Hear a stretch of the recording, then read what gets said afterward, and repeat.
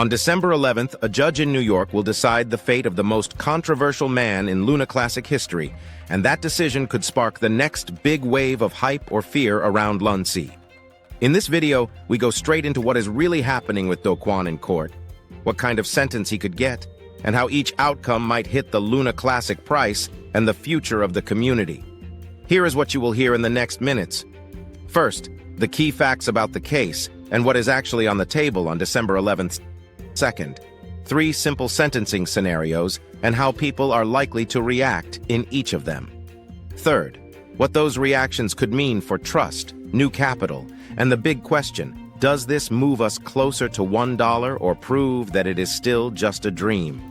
If you care about what happens next for LUNC Classic, stay until the end, because this is where the real risk and opportunity sits. You already know how the ecosystem collapsed, so let us jump to now. Do Kwon has pleaded guilty in a United States federal court in Manhattan to fraud-related charges tied to Terra and Luna. As part of that plea, he has agreed to give up about $19 million in illegal profits, and he has put his fate in the hands of the judge. On paper, the maximum sentence for those charges is 25 years in prison, but prosecutors have said they will ask for no more than 12 years if he sticks to the deal. The judge is free to decide within the law, and nobody outside the court knows the final number in advance. So what actually happens on December 11th? That date is the sentencing hearing. The judge listens to prosecutors, to the defense team, and possibly to victims, and then announces the length of the sentence and the conditions that come with it. That can include prison time, supervised release, and details around money that has already been seized. Guilt is no longer in play because the plea is done.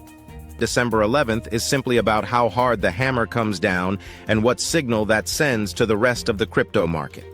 Let us break it into 3 realistic paths. Scenario 1. The judge more or less follows the plan and gives a medium sentence, something you could imagine in the range of several years up toward the 12-year ceiling prosecutors mentioned. It would be a clear punishment, but not a life-ending number. Many people would see it as a rough balance between damage and responsibility. For LUNC Classic, this is probably the most boring but also the most stable timeline. You get a sharp headline, some volatility around the date, and then the story slowly fades into the background. Scenario 2, the judge goes clearly lighter than most people expect. Maybe he gives a sentence well below the unofficial range and leans heavily on time already served and cooperation. If that happens, you can already picture the reaction.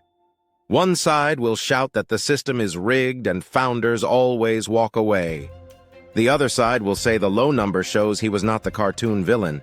Social media painted for LUNC, this kind of outcome is perfect fuel for short-term hype. You will see thumbnails about comebacks and redemption, and there is a real risk of a news-driven pump and dump where fast traders exit and slower retail gets stuck. Scenario 3, the judge goes in the opposite direction and lands much closer to a maximum-style sentence. Judges are not fully bound by the prosecutor's wish list, so that option is open.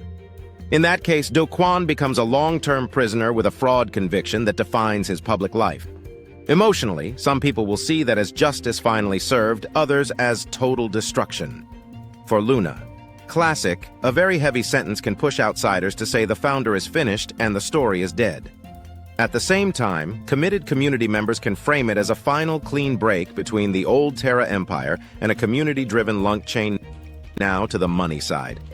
In the plea deal, he agreed to hand over tens of millions of dollars, but the crash destroyed value in the tens of billions. That means almost nobody is getting fully made whole. Some big players or specific victims may see partial recovery over time, but the average trader who rode LUNC down is not getting a magic refund. The important signal is not that everyone is paid back. It is that there are real legal consequences when something this big blows up. How does all of this connect to LUNC Classic today? Sentencing day is not a burn, not an upgrade, and not a new utility. It is a narrative event. It changes the story people tell about LUNC. Maybe he gives a sentence well below the unofficial range and leans heavily on time already served and cooperation. For many outsiders, that will confirm the opinion that LUNC Classic should stay in the past. The community will push the opposite message that the bad chapter is officially closed, the legal cloud is gone, and from now on, the chain is defined by builders and validators instead of a single founder. Which story wins after December 11th depends less on the exact sentence and more on what the community actually does.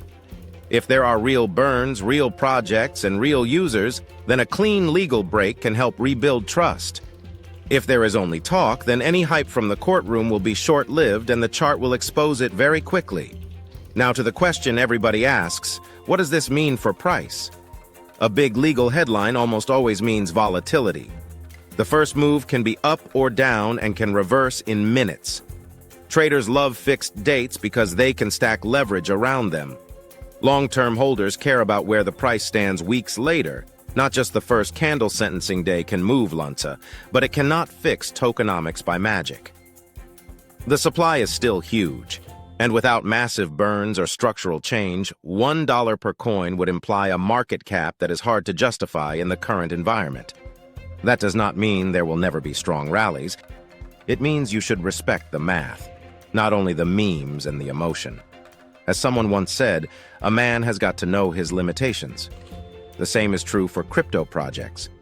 Knowing the limits of what a single court date can do helps you protect yourself from overhype and blind fear.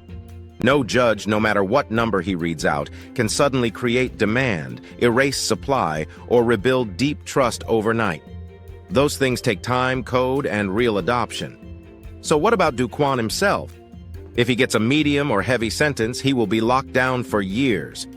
Even if he wants a public comeback, there will be regulators, investors, and exchanges who want nothing to do with him. A small group will keep dreaming of a redemption story, but many people in the LUNC Classic space already prefer a future without him. The heavier the sentence, the easier it becomes for the community to say he is history, this is our chain now. If the sentence ends up light, you will hear more talk about second chances and the idea that he might one day play some kind of role again. You will have to decide how you feel about that. Does a lighter sentence rebuild any trust for you, or does the guilty plea already tell you everything you need to know? Whatever you think, remember that your capital is your vote. You do not have to join any personality cult. You can simply decide which chains you believe deserve your money and your time. If you believe in crypto, you are in the right place. On this channel, we talk honestly about the risks, the rewards, and the stories that move this market. If you value this kind of straight talk, click like, so more people see it, and subscribe if you want to follow LUNC Classic and the rest of the crypto space without sugarcoating. I also want to hear from you. What sentence do you expect on December 11th, and do you think it will help or hurt trust in LUNC Classic? Tell me in the comments whether you would ever welcome Do Kwon back in any role, or if you think the project should stay completely separate from him forever. If you want more on what could actually drive the next big move for LUNC beyond the courtroom, go straight to the next video on the channel or open the LUNC Classic playlist and keep digging into the real catalysts behind the price.